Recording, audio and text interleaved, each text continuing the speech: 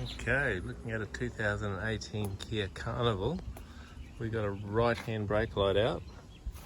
So, I was just working out how to get this tail light section off. So initially I couldn't see anything on the outside. We normally use some screws here.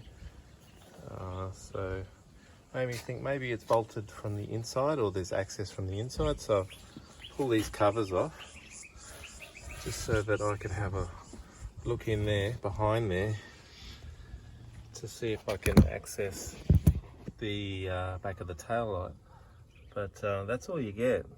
So there's no bolts or clips. So made me have another look from the outside. And then I spotted these two little divots in here, this plastic trim cover. So I've sort of prized that off with a screwdriver a bit, like, let's get that for you. Sort of just pry it out gently, and then when she comes out, just a bit of a wiggle and a jiggle, you can get that out, and then you see the two bolts. So yeah, undo those two bolts and the whole light should just come straight out. You can change that brake light. So hope that helps someone.